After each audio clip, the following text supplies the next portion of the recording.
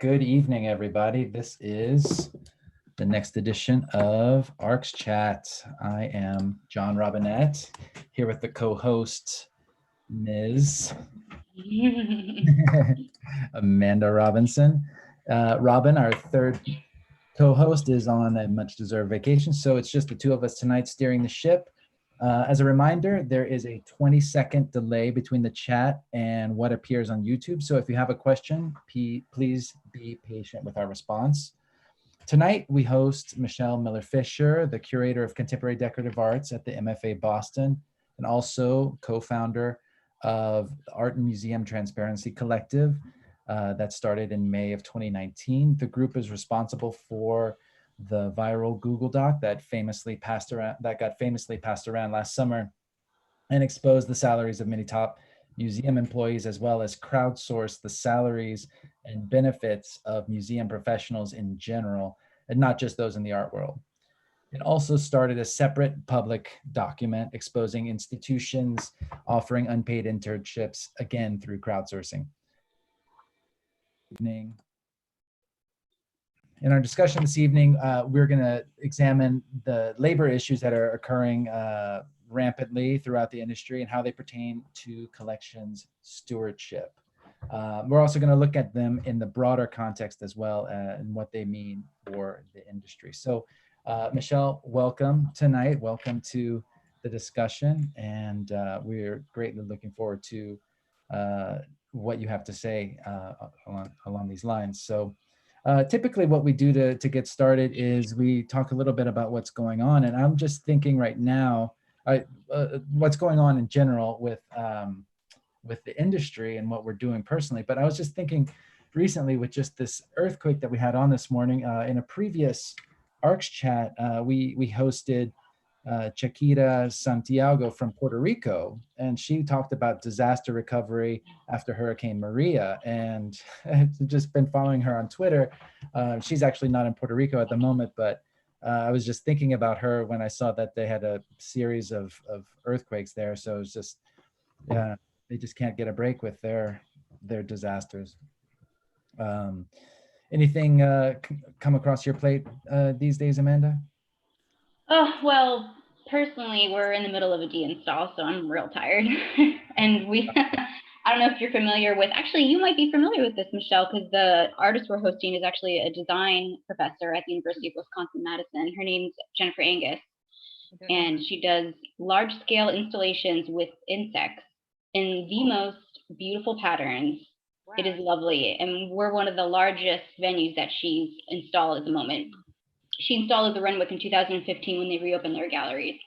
And so I've spent a lot of time the Monday and Tuesday taking down a lot of different, very large insects.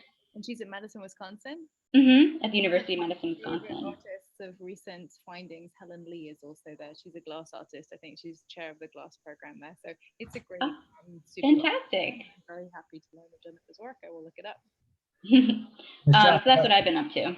How about you, Michelle? Like, what are you working on outside of? I'm working on a number of things. We've got a couple of installations kicking off next week. I'm doing some rotations of light-sensitive work, talking collections management, and I'm excited to do that. I'm going to bring in a new Roberto Lugo piece that my predecessor, very smart art historian and curator Emily Zilber, brought into the collection at the MFA a couple of years ago. So that'll go on display next week. I'm also putting together a library that lots of different community members have shaped on the topic of climate sustainability, the environment and nature. And so it's books for all ages and stages in different languages, in Braille, trying to create a space that people can dwell and stop in. And I've actually just been looking at the history of design of bags, of receptacles, because I think of those as a lens through which we often have conversations about what is sustainable, what's a good choice. And at the moment in Boston, we're talking about a citywide ban on the plastic bag, but very few people know the design history of that, or the paper bag that preceded it, or the string bag of the 1920s, or the tote bag, actually, which is often talked about as the sustainable method of carrying your shopping, but is proliferating en masse and is really actually as unsustainable as plastic bags in so many ways. So that's what I'm looking at just now, creating a little vitrine of those. Have you seen this phenomenon that's happening right now in Thailand, because as of the new year, they banned plastic bags there, and now people are taking household objects like ceramic vases or whatever they find. They're putting handles on them and making them into tote bags. It's Oh, pretty that's great. amazing. No, I'm going to look it up. I've just been totally fascinated by this. I mean, often when I think about, and one of the receptacles I wanted to put out was from a Native American community, because when I think about sustainability in North America, at least, I think indigenous methods of sustainability, indigenous relationships to the land are the ground zero of talking about that here. And so I want to foreground that somehow, but all of the objects that we have, it's in a humongously light sensitive area. And I was speaking to one of our experts here at the museum who knows a huge amount about Native American cultures. And she was saying, oh, you should use a burden basket. And then I asked one of our conservators, and they're like, you cannot use a burden basket to light candles unless they allow you. And so there's always that balance between what you want to show and what you know audiences will miss if you don't show it, and then what you can show because you want to be careful of works that should be here for a long time. Yeah. Well, we appreciate you taking collections care into Yes. account. Across the conservatives ever. I will always do what I'm told. So, well, talking collections care, let's talk about it in this context that we have here. So you are involved obviously a lot, and you actually have a book that's on a separate topic called Designing Motherhood, which I encourage everybody listening to explore. In another time, maybe we could explore that. But for now, how did you actually get involved with this Art Museum Transparency Collective? Or how did you co-found Yeah, it? so it's very much, and I should say I'm here as a public face of this collective, but it's absolutely a team effort from the very beginning to where we are now. And it was founded at the end of May 2019. And it really came out of a group of colleagues, friends. Some of us knew each other more than others. One night we were talking about a couple of folks who were at some stage of applying for jobs, and that very thorny question of what to put on your cover letter as a salary requirement came up. And we talked about it. I mean, these are people who are, you know, as most people who we meet in our daily lives are now, museum or not, highly qualified, really fantastic at their jobs. And, you know, even, you know, a decade or so, sometimes more into their career, they still weren't really sure what they were worth. They had no way to measure that, no benchmark for it. And so I started talking about, and as I have done for a very long time, when I do any kind of careers talk, I'm pretty open about what I've made in different moments of my life, both in museums and also in the shadow resume that I've had since I was 14 years old, you know, pot washing, nannying, cooking, doing many, many other things. And that's what has supported my possibilities of working in the arts, as it has for so many other people. And out of that conversation, when we all started sharing these different numbers, and it gave context and real help and collegiality and solidarity around this question, I think because most of us had had 2 glasses of something because it was at a bar, we thought, oh, you know, we should share this. And so on the way home, one of my friends was driving, and I have Google Drive on my phone, and I thought, you know, we'll just make it. And we did. We collectively fashioned a very rudimentary Google Doc and circulated amongst ourselves and a couple of colleagues that evening. But then the next day, I posted it on my Instagram. And I also, very importantly, I think this was a good turning point in it, although there were lots of places that helped along the way. But I'm a student at the CUNY Graduate Center, and there's a really wonderful listserv in the art history department of very politically aware, very thoughtful people. And I sent it out there, and I felt a little worried about doing that, first of all, but then very quickly people responded, added in, sent it around, and we could see within a couple of hours it expanding line by line, row by row. So much so actually that within a couple of days we had to put a Google form in the front of it because folks were adding in, and we didn't want people to be deleting other people's work. Right. You did have that problem though, right? There Yes, was we had a moment in time where, and it definitely wasn't malicious. I don't think so. We don't think so. I just think people have varying levels of proficiency with Google Docs. Right.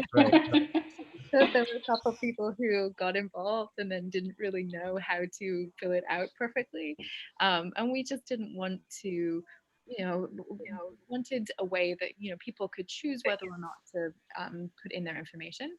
They could decide how much they wanted to share, and they could be safe and comfortable in a way that made sense for them. But then they couldn't mess with anybody else's, either intentionally or not. And so, yeah, we did that mostly for our own sake, so we wouldn't have to go back through version histories. Gotcha. That makes a lot of sense. So. Yes. But that's really the founding of it. It was a moment in time, and among friends and colleagues, some of whom I don't think will be anonymous forever, but I do think that many of them, I mean, I think we all are in the US, given the labor laws here, in contingent positions, but many people are in deeply contingent positions, in term positions, in places where they rely on their supervisor for the next reference letter, places where they're in, museums are, for all of their progressive politics, they can sometimes be deeply conservative places, and some of them are very early on in their careers, and it would be quite devastating for them to either have the first thing that's Googled about them to be about labor, because that's not always palatable for a future employer, Right. or just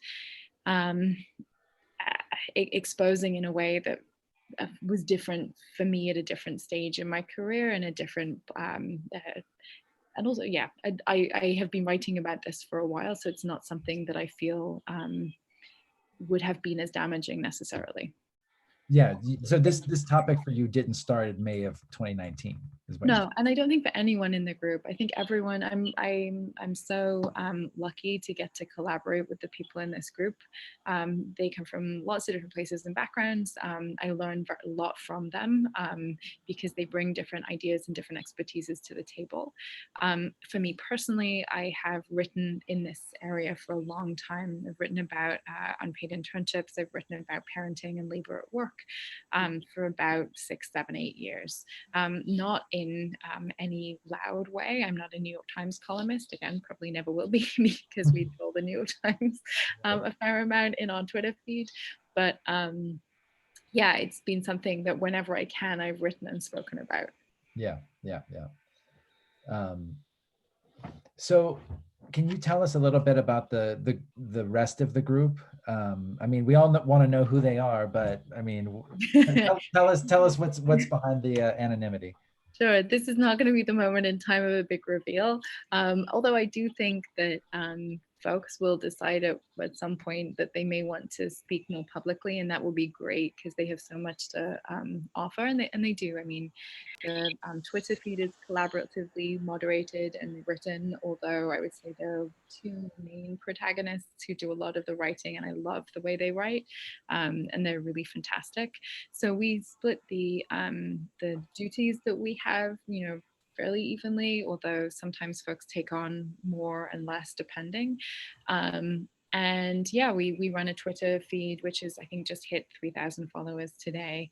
And we really try to keep that as a place where we can amplify other people's messages, where we can maintain sort of an understanding of what's happening, at least within the Twitter sphere, in terms of news around art and labor, and larger, labor organizations like unions. We also think about next steps, and we are planning forward in terms of when to release a spreadsheet, when to think about an op-ed, and it's always with the idea of making sure that we're, again, amplifying this conversation. It's not really about pointing the conversation back to us, but to make sure, as our Walker Reader piece was a way to point out others who are doing really interesting, important work in this field, like Christy Coleman, or thinking about Chaudry Lebouvier at the Guggenheim, or thinking about the union drives that have happened, or Decolonize This Place, or the work of Museopunks, or the Art and Labor podcast. The folks who have been having this conversation a lot earlier than we have, and we mentioned always, for example, Kimberly Wu and Pow Arts in the salary survey, Joshua Bold, who is the person who did the adjunct project for salary survey spreadsheets, way before I think any of us were thinking about this. Right. I mean, how does your own job view what you do? I mean, do they just give you a raise and just say, No, I have to don't say, out us. no, I have to say, I feel really lucky to be where I work currently. I feel really supported. I'm in a very privileged position, and I am a curator. I don't have a contingent term position at the moment. Right.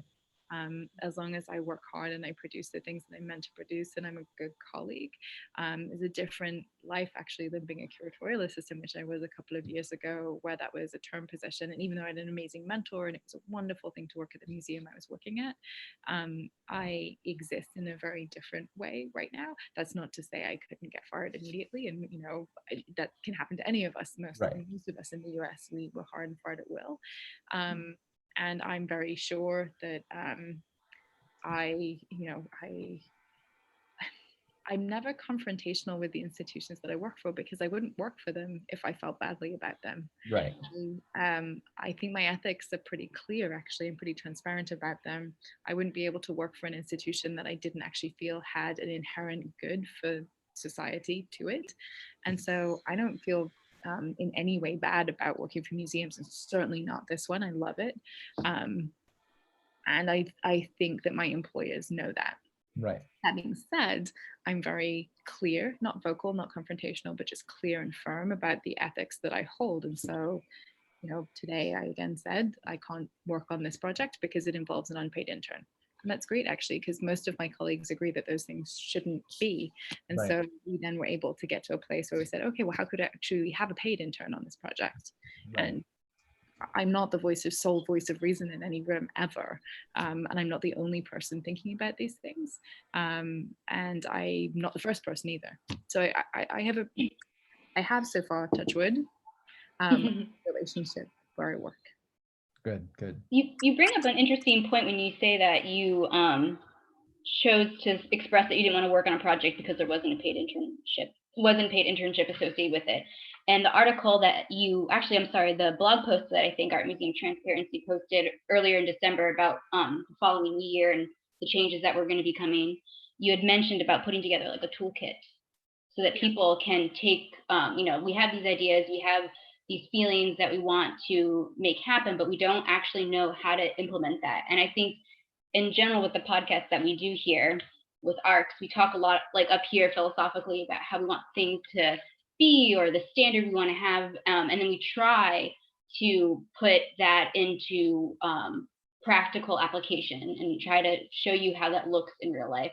And I think that the fact that you said that and it made a difference, like it made people stop and think, okay, well, maybe we need to reevaluate how we're setting up this project. Maybe it needs to be put together differently in a way that is more inclusive or will allow for someone to participate in it and be able to pay their rent or to actually be able to be in Boston, et cetera, et cetera. I think it's a really good point. I'm glad you used that example. Yeah, it's a really freeing moment. And again, I mean, it's easier for me to say it in some ways. I think as a curatorial assistant, it would have been more difficult perhaps, but at the same point in time, I didn't zip my mouth then either.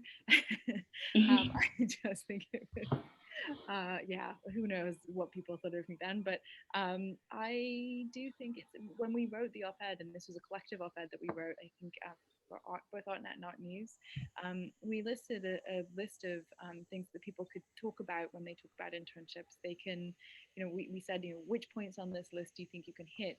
The first being like, never work with an unpaid intern, like just say no. If you can't do that because of whichever position you occupy in the museum in your own agency, can you talk to someone who's in an unpaid internship? Can you talk to a supervisor? Can you talk to a peer? Like, what is it that you can do in terms of offering professional development to someone so they don't take another unpaid internship? And we just saw today, actually, the Guggenheim came out. I used to be the internship coordinator at the Guggenheim 15 years ago. That was my job. I was an unpaid intern there beforehand. Tell a lie. I got $1,000 stipend that year. It was the only low-paid internship I've ever been able to do. It was my only internship, really. And they paid between $500 and $1,000 to some interns when I was there. They just came out today saying they're paying $5,250, just over $5,000 for a summer internship now for the first time ever at the Guggenheim. They're going to be paid a stipend, which again isn't a king's ransom, but it's amazing in terms of a stipend amount for a summer. I think one can sort of get by in New York on that stipend, which changes the game for diversity, for thinking about who gets to participate in these systems. So yeah, there are lots of people now thinking about this. I know my own institution is. I think me saying that in a meeting in a year from now will probably not be as radical an idea. In fact, it might just be quite boring, or in fact, maybe it just won't need to be said anymore, which would be great. I think you kind of hint at something that we were curious about, and that's like, how do you define success, or like what are the goals of the organization? It seems like in this case, for example, you know, encourage, you know, strongly or forcefully, you know, I guess I don't, shaming sounds like it's too harsh, but maybe it's not. Organizations into actually, you know, creating paid internship programs and all of this stuff. Yeah, go ahead. I think it's about making things just seem like they should be. And so, again, we are not the first people to say this at all. And we're not the first people, you know, we haven't implemented it. Kudos to the Guggenheim for implementing that, because it takes a ton of conversations with HR, with your donors, with your director, with the rest of education, trying to figure out how to implement it, to get a whole entire museum on board to have that happen. It's a lot of work. And so, you know, yeah, massive kudos to something like that. I think in terms of success, I think making sure that these ideas are just continually spoken about until they don't need to be spoken about anymore. And very much in the same vein as the kind of research I love to do within design and social and material cultural history, is a kind of knowing your rights in a way, and making people aware of the rights that they already have and the conversations that they should already be having with their peers and their colleagues. So in women's health, that means being able to talk about everything from your own contraception and your need for abortion and agency around your own healthcare, to being able to have parental leave that is going to allow you to continue on in whatever successful career path you want to have, be that working in your home, working outside your home, working in any way. And it's the same thing for labor as it comes into the museum. Knowing that you can share your salary is, you know, something that I actually had to Google to make sure I wasn't doing anything illegal before we sent out that first spreadsheet. And of course we weren't, but I didn't know that. And I was 37 years old. Like I wasn't young. And in my first job, I was quite seasoned in my profession and still had to figure out if that was an okay thing to do. And of course, it opens up legions of possibilities when you know, no one I know in museums came in to make money. So no one's sitting there thinking, oh, well, you know, if I knew this, then I'd be able to fleece the museum for every last penny that they have. People just want to be able to have a living wage. And so success means being able to empower people with knowledge that they already should be able to access, but perhaps just don't know how. And I think success really is then solidarity, being able to create networks between people and to be able to think not just as an individual, but as a collective of people who are working towards similar goals. Beautiful.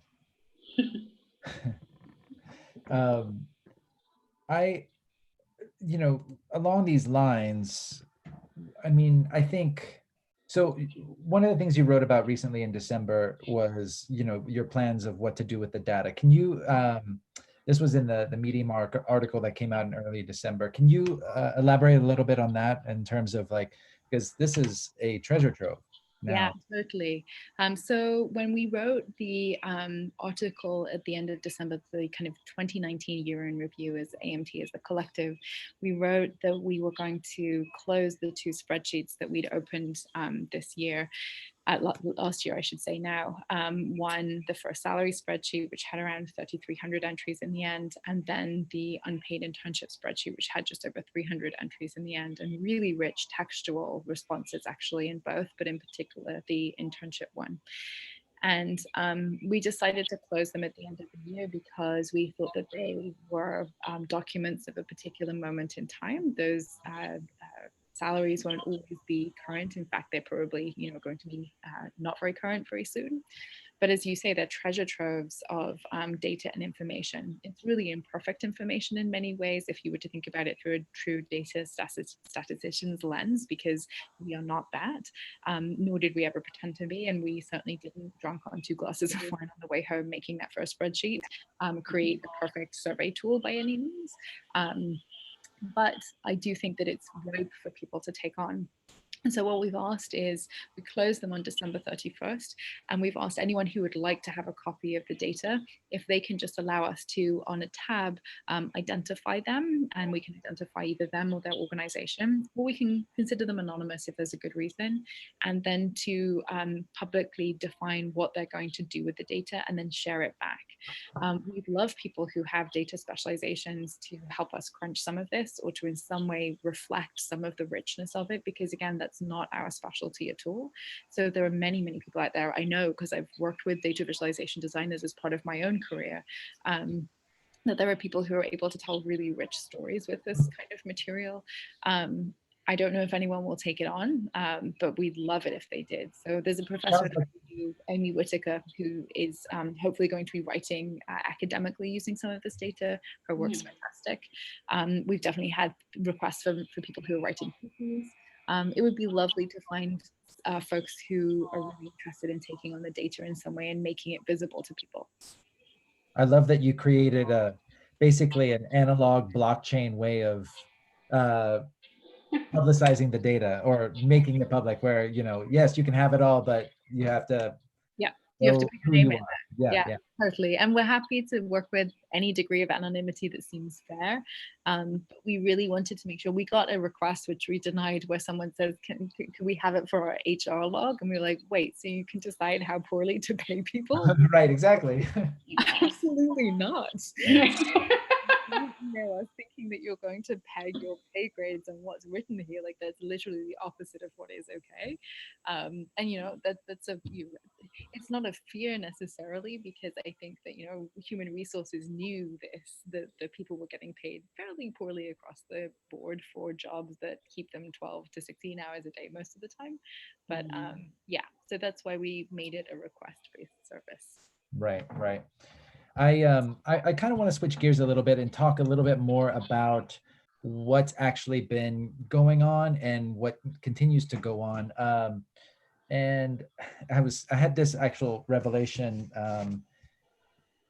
today. I was on the subway. I live in New York, and I was on the subway, and there was an ad for people to work for the census, and they're offering $25 an hour, and 40 hours a week at $25 an hour for 52 weeks is $48,000 a year. No one's going to work that. So essentially, it's a $45,000 a year job for little to no experience, and that's entry-level job in the museum sector with a master's degree, especially as a registrar. And if you have to live in New York, that's essentially a really hard life. So especially considering you've got student loan debt, et cetera. So I had that kind of context that just kind of came up. And, so obviously we've seen a lot of labor organization. And have you seen any sort of trends in that? I mean, from my point of view, it seemed like there's a lot of, people like art handlers, for example. That has been a very common, consistent, factor in there. What else have you seen in these various movements?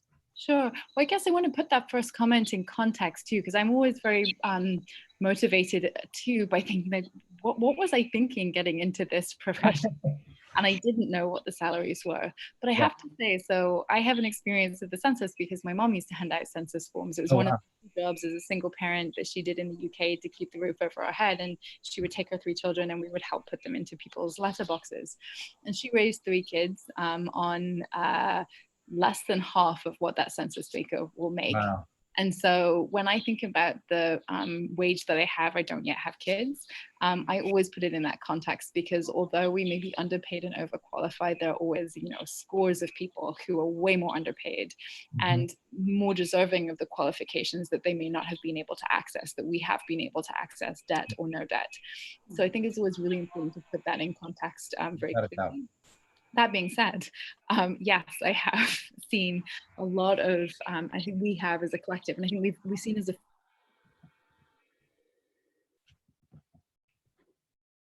did we lose you?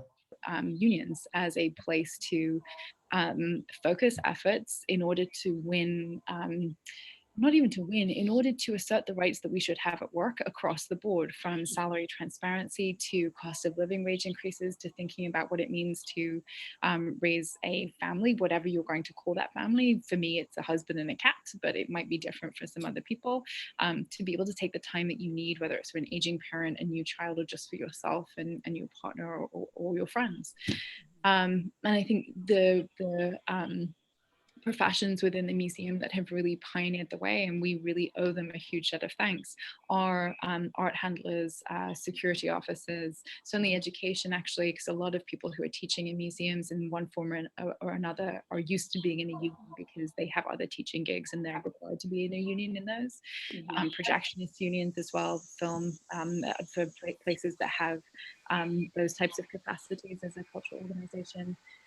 So yeah, seeing the new museum, I come from being at MoMA, where, you know, a union has been there since the early 1970s, and it's not unusual at all. And you know, I was very grateful for it actually when they tried to strip parts of our medical coverage away, and you know, that was stopped because there was a union.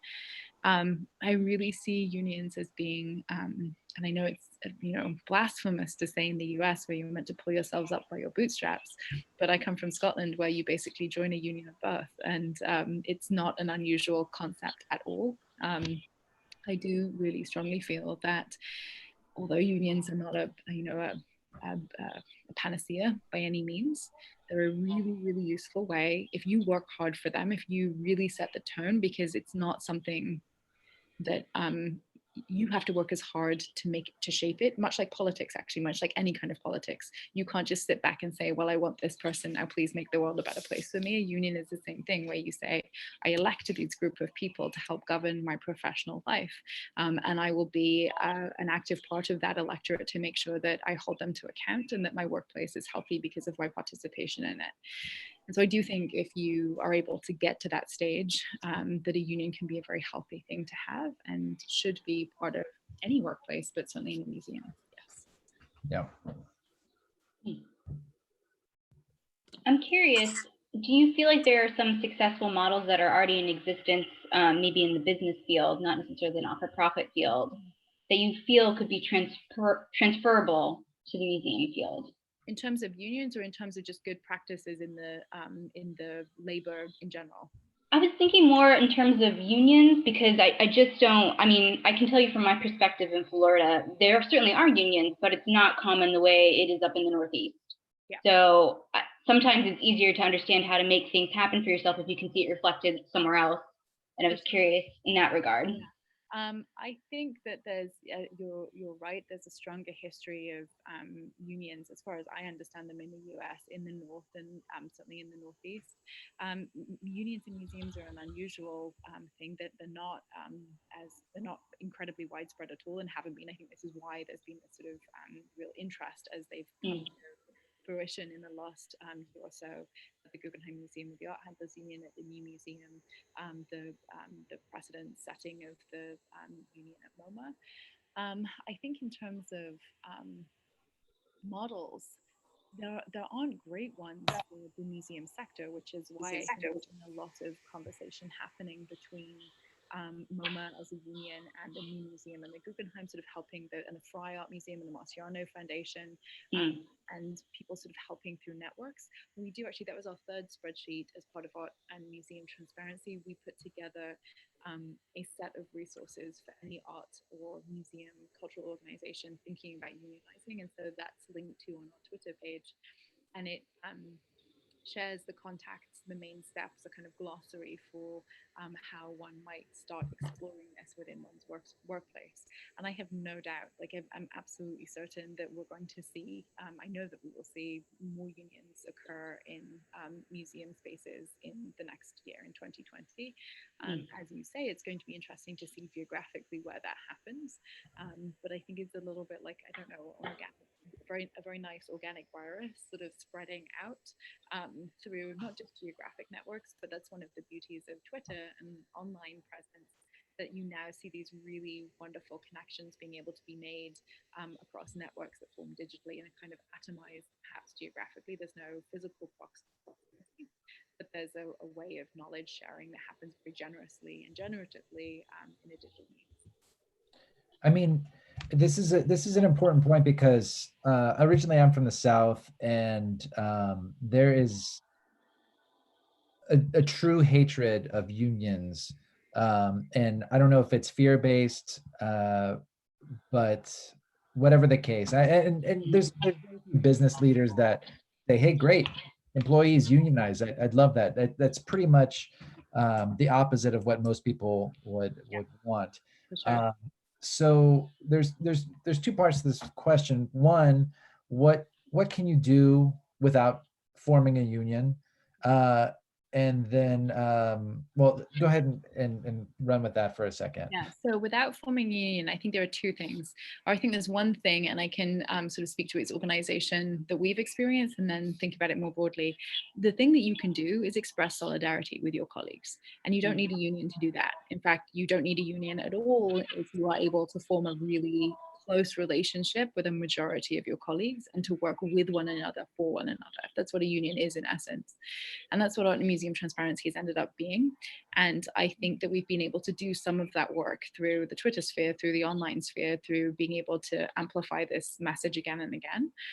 We've been able to connect people where they might need help with people. We've been able to, you know, one might say call out, others might say draw attention to. And I think there's a real fear generationally of sort of saying, excuse me, X is wrong. It's seen as call out culture. I take issue with that. I think we always do it very politely. And we say, you know, I think we see something wrong here. For example, a couple of days ago on the Met Museum's website, there was a job posting that asked for somebody's salary history, which is illegal to do. And as soon as we said very gently, hang on a second, I don't think that's okay, it was brought to our attention by somebody else. Then the Met said, oops, our bad, so sorry, that escaped our oversight, we will correct it immediately. Props to them, that's great, they did that. So I think without a union, it's still very possible to express solidarity and find ways to be good colleagues with one another, to exercise your rights, to do things like share your salary or to do other things that can be helpful to one another, to not always think of yourself, but to think about this sort of collective effort, and to sometimes speak up, to think about, you know, well, why did you get into this field in the first place? Again, probably not for the money, but you probably do have a moral compass. I've met some of the best people of my life in this field. And so if you're willing to say when it counts, you know, you don't have to be a warrior for it all of the time. It can get very wearing. You can feel very vulnerable. It's not always very comfortable, and people have different levels of agency.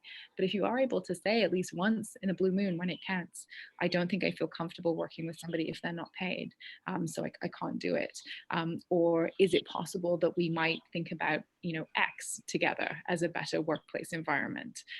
Whatever that takes, I think if somebody commits to do it once a year, if everybody in an organization does that once a year, then you start to have a better work environment. Right. I mean, and then there's, you know, starting a union is kind of is a really sort of, especially in the museum field, it's a very antagonistic. It's something where it feels like you're trapped in a corner and the only other option is to start a union or a walkout. You know, we saw last year, the Museum of London had a major walkout. This is not a union. There's Fair Jobs UK, which is also fighting this battle. How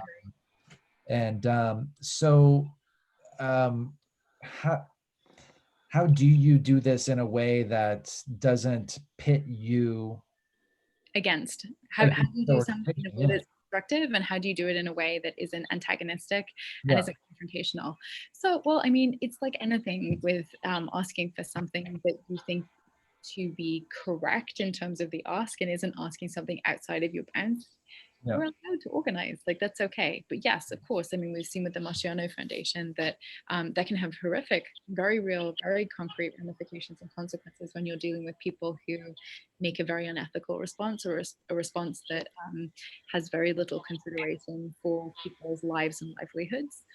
I do think, though, you know, there are ways and ways of doing anything, and I don't think it's a good idea to go into forming a union because you want to retaliate, get confrontational, or in some way engage in unconstructive behavior. You work in the workplace that you choose, and most of us do choose to do this. We have a privilege in choosing to do this. None of us, and I have worked in jobs, and I think many of us have worked in jobs where we haven't had a choice. We've had to do it to be able to pay the rent at a certain moment in time.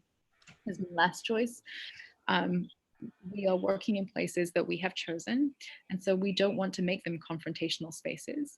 We want to make them constructive spaces. And I think if you approach it in that spirit, you're probably not always going to get met in that spirit, but sometimes you might. And so Klaus Biesenbach totally surprised me when he did, at least so far, meet the demands of his workers in LA with that spirit.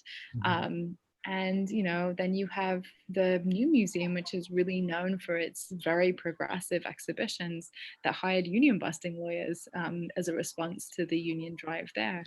You never know what you're going to be met with, but as long as you're approaching what you're doing within the legal limits of what's okay, and with a very constructive and thoughtful approach to what you're doing, you know, at some point you make a choice where you want to engage with that or not complain about your workplace. You have two choices. Like, you can either be, you know, a little worried about the no cost of living raises and the lack of diversity in your workplace.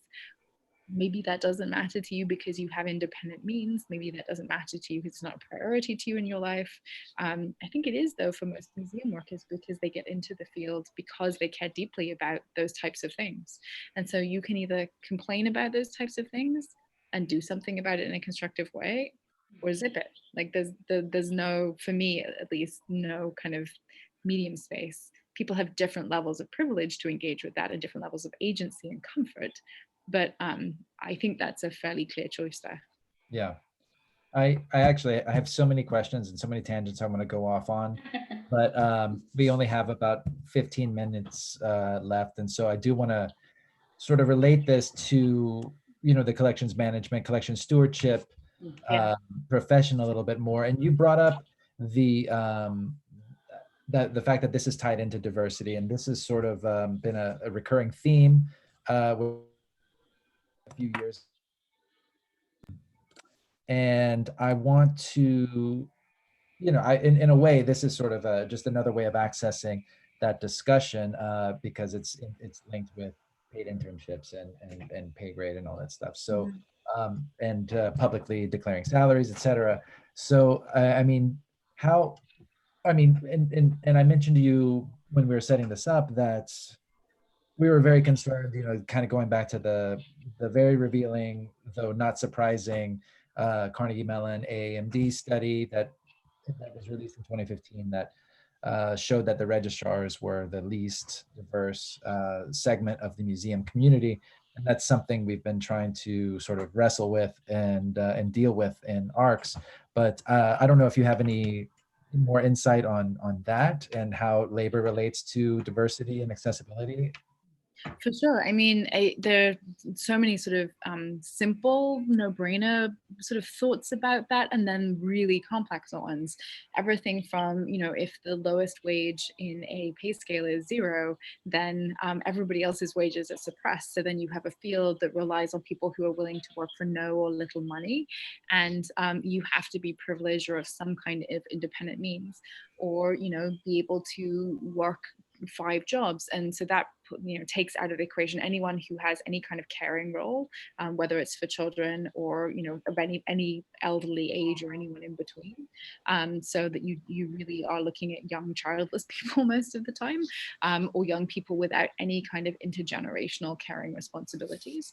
And then, you know, unpaid internships just as a whole sector into itself. if you're basically asking then people an entry fee into the field, which is again something that completely stops diversity at the door. However we might interrogate that very under interrogated word, what does diversity really mean anyway? And then you have lots of so-called pipeline positions, which are usually contingent, so they're fixed term, 1 year, 2 year, 3 years. I don't see many of those job descriptions, although I think this is going to change, and I really hope it does. I know we have folks here actually thinking about this in really great thought leadership ways, but none of them really talk about the professional development responsibilities of the institution that come along with asking people, inviting people in because of their diverse backgrounds, and being able to signal then that the institution is at least thinking about diversifying their workforce. I really feel very strongly that if those contingent positions are going to stay as pipelines, there should be somewhere very, very clearly in the job description what they will be, what the institution will do for that person over that fixed period of time to help them move. Otherwise, that pipeline needs a plumber, and I don't see very many plumbers in our industry. And then also just the issue of the kind of subconscious bias in hiring practices. We know, even if we try to overcome it, that we often hire in our own image. We are often, and that might mean like people who look like us, people who may behave like us, people who come from the same cultural backgrounds, people who come from the same schools, like whatever it is. You know as well as I do, when you meet someone and there's some kind of shared common experience, there's sort of a bond that forms, whether it's in a hiring process or not. And I think that happens like ad infinitum in our field. So it becomes very difficult to say to people, like, be that self-aware. I mean, we need to be as a profession, but become so self-aware that you can really actually break with some of the traditions that you've inherited and start to look in very, very different ways at the reasons you hire someone, the reasons you gravitate towards someone, the reasons you maybe try and find someone who's way overqualified because it's going to make your life a lot easier. There are so many ways that our labor practices, from unpaid internships to subconscious hiring bias, really make for the fairly undiverse field that we have at the moment. Right. I took a lot of notes. I'm by no means an expert in this area. There are some fantastic human resources experts, for example, or folks who really are thinking about better structures from everything. Like I was just speaking to very well-known artist the other day who was talking about the ways in which she imagines board structures being different, allowing for staff committees, community committees, artist committees to be part of the board structure, which is a really smart and thoughtful idea. Or to think about, the Rooney Rule in hiring in sports, for example, where you really have to make sure that you are looking at a diverse pool of candidates, and your final 2, 4, whatever it is, includes people of color or people who are historically underrepresented or marginalized within whatever field that you're working. And it's a lot more work for people. And I think people either don't want to do it, or just it doesn't even cross their minds to think about this. And so it's not set at an institutional high level as a necessity, a must as part of the museum institution. And at the moment it's being spoken about and put into action by sort of lone figures or lone, maybe even like 1 or 2 lone institutions, rather than it being something that is an industry-wide policy or an institutional-wide policy. Seems a lot of this effort is actually just upfront. And it's a time investment, but once you do, it will sort of run itself. I mean, you still have to be aware of it, but when you have a diverse group of people that have assumed the responsibility of hiring, then it should multiply and amplify that workforce. Well, I mean, yeah, think about the ways in which you think about the hard points of your career, or the things that were sort of turning points for you, and the way in which you look for that when you read somebody's resume, or you look for that when you're mentoring somebody. So I'm first generation in my family to graduate high school. I'm always looking for people's shadow resume as I'm reading their resumes. Like, okay, they've only done 1 internship and not the 10 that I see on some of these resumes. Yeah. Okay, where were they waitressing? What were they doing? They chose to go to a state school, not an Ivy League school. They got into an Ivy League school, but they ended up doing mentoring programs. You can tell from somebody's resume, and I'm interested in that because that was my experience. So sure as heck, if somebody is coming from a historically underrepresented or marginalized background, they're going to be looking for that. And it's true, we hire within our own images. I wish we would get away from that. But maybe if that's the way that we hire, then yes, if we can really support people coming into the field who aren't usually part of staff in museums, people who would like to be here, people who have expertises and stories and experiences to bring to the table, then I don't know that a museum will ever totally right its ship, because it's still a space that is underwritten by a lot of very rich people. But if that part of the equation, the board director relationship, could be worked out too, then yeah, maybe those two things could help at least change quite radically the makeup of the museum. Yeah. And, so speaking of, the makeup, I mean, so registrars, they complain a lot about the high bar for entry. Oftentimes they're required to have a master's degree in museum studies or art history. And they ultimately get relatively low compensation. Yeah.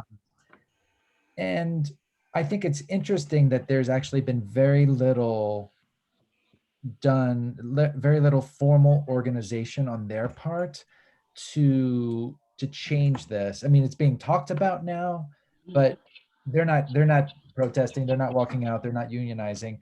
How should this group of people in the museum actually maybe go about it? I mean, you've mentioned, we've talked a lot about different things. I mean, is this something that you would recommend? Or I mean, mostly just speaking up and advocating, maybe, perhaps. Yeah, I think it is about speaking up at the end of the day. I think it's about finding commonality, whether it's, I don't know if we're thinking specifically about the field of registrars, finding out ways that workplaces can improve family leave, for example, whether it is aging parent, child, or whatever you call your family, especially because registrars are often called upon to do a lot of couriering. And so you end up doing, a fair amount of travel or having to work kind of odd hours. And so I think that if there's a particular issue that's local to a registrar's experience in a museum, what might it be to come together around that and try and put together a set of guidelines and then really just speak up? Because I think a lot of the time organizing should take time, and it should be careful, and it should be thoughtful, but there's also something to be said for doing things in beta and just saying something, speaking up, doing something, asking folks like, do you want to join in with X movement or X idea? So yeah, I would say finding commonality and solidarity is a good thing. I would also just say, but yeah, join a union. Right. Maybe, I don't know that ARCs per se can advocate that. That's a discussion for the board, but I mean, it should be a topic. One of the things that we've been trying to do is stress the importance of leadership training and trying to assume higher roles. Like if you are that kind of person that can, I mean, most registrars want to do their job because they want to work with objects. If you are of the personality that maybe wants to deal with the administration and you can go higher in the museum, that's another way to sort of infiltrate and, maybe Trojan horse the. Well, I would also say, like, if you guys are the most undiverse part of the workforce in museums, which I find it hard to believe, but okay, if that's what the data says, then why don't you be the first museum profession, like subset of a museum profession, to say no more unpaid interns. I'm not taking them for credit. I'm not taking them for no money. Just no more unpaid interns. The bar is no longer that you have to pay to enter this profession. The bar is going to be that it's either a paid internship or a job, and that's it. Because if you're having to make a master's somewhere, which I think is daylight robbery most of the time in the US, I don't think most of the skills that I use on a daily basis, I definitely did not need. I would not have found in a graduate program in museum administration where a lot of people have to go through in order to get their masters. So yeah, why not call that the first, part of it? Exactly. Amanda, do you see any questions on Twitter? I haven't seen any on the. No, I haven't seen any questions on Twitter. I've also madly been taking notes. We will. There's a lot of great information you're sharing, Michelle. A lot of good things that people can hear, absorb, and then take home with them and think about how it relates at their own institution, in their own field, as you say. As we as registrars or collection specialists, we've like had little conversations about things, you know, like on listservs. We expect this when we post certain things about internships. We expect this when we post certain things about salary, and that's made change happen. And there's small steps, but I'm hoping to see more steps coming down the pipeline in the next, 6 months, the next 12 months, the next 18 months, because it's really disheartening to me to know that we're one of the most undiverse areas of the museum field. And as John has already mentioned, there's so many roadblocks just getting there. It kind of baffles our minds a little bit. And when we had our keynote speaker at the ARCS conference and our follow-up interview with her, we talked about that a lot. Like the fact that, I expressed it myself. I really like my master's degree. I'm happy I did it, but it does absolutely nothing for me in terms of what I do on the daily. I can write a pretty good email. I have great research skills. Like that doesn't do me good when I'm a registrar. No, the Excel spreadsheets, the Google Docs, the sense of organization I have, and the interpersonal skills I have come from my nannying career.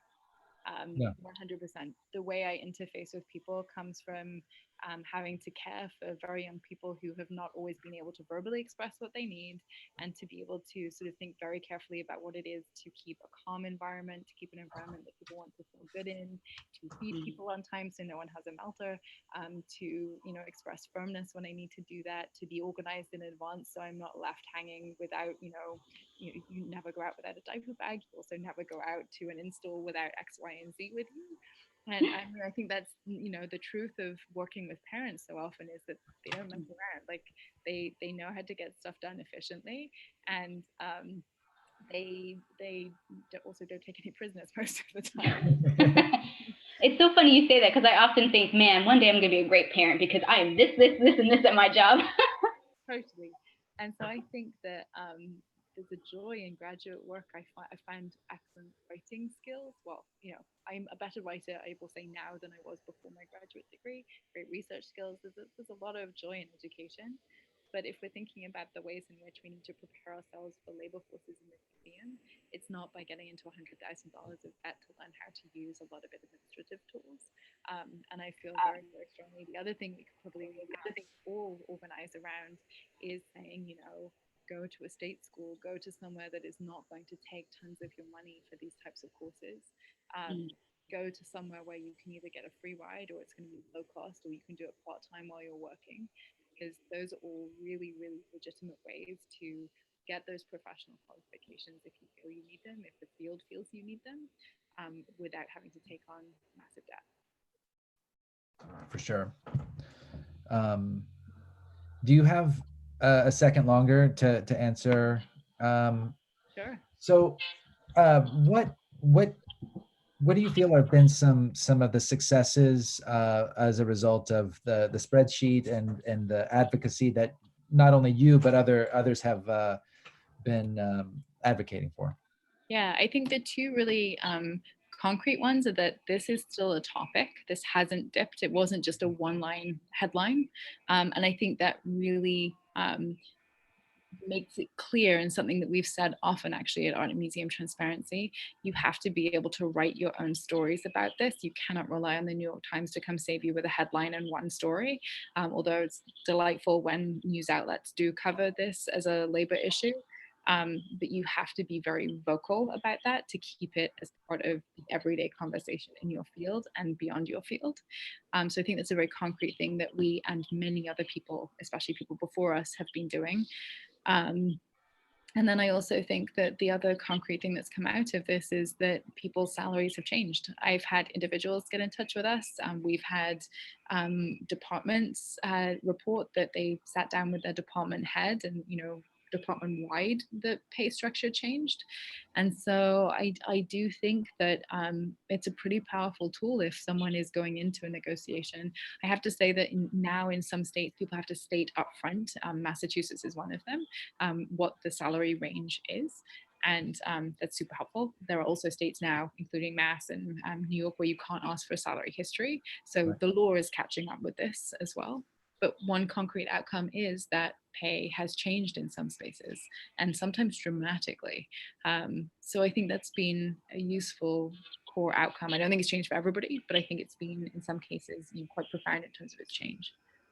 And I have one last question, and maybe, I don't know if Amanda has any others, but can you point to some institutions that maybe are good models, for proper behavior and are actually doing all of the things that you're advocating for? It's a really good question. I want to actually say, and I need to go back and make sure, if I'm telling you a lie right now, I'll go back and check the website and we can update this somehow. But I want to say, I'm sure it was the Corning Museum of Glass. I was kind of blown away by their mission statement.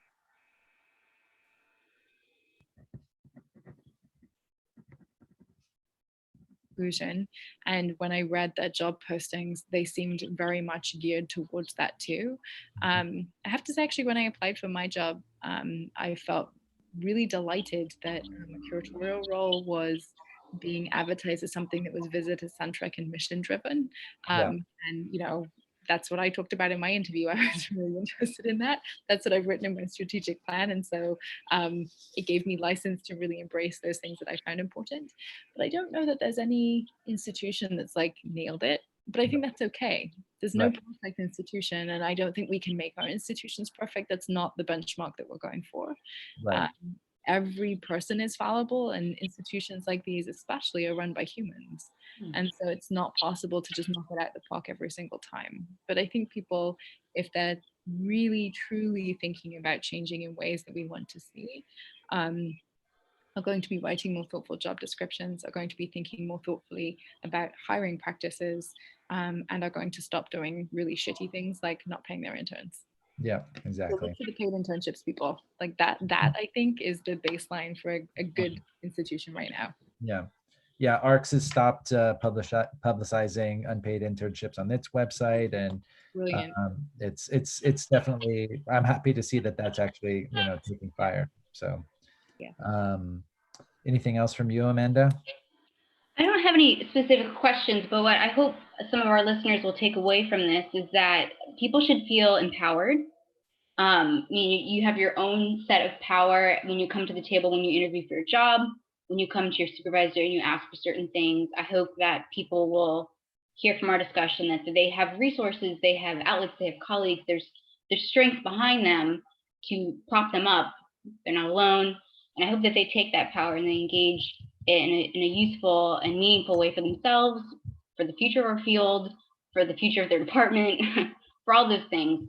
I think oftentimes we forget that we actually have a lot to offer. When you embody that power of other people and it serves you well, then give it away somewhere. Always pay that karma forward. Exactly. We do have one response from the chat on YouTube tonight, and Michelle, I think you'll be interested in this. It's from the founder of ARCS Chat, Mark Schlemmer, who's pointed out that you were his internship coordinator at the Guggenheim. And Mark taught me a lot, actually. That was one of the joys of that relationship. Yeah, he was fantastic and has gone on to have this amazing, stellar, really fascinating career. Yeah, for sure. So you oversaw his unpaid internship? I did indeed. Yep. Yes, I did. Those were the days. Hopefully never to be seen again. Yeah, exactly. No. So, well, unless there's something else, I think that's a good spot to end things. Thank you so much for having me. And as ever, if there are questions that arise after this or people want to get in touch, I'm very happy to be emailed, to chat further, or to be taken to task for anything that I've said.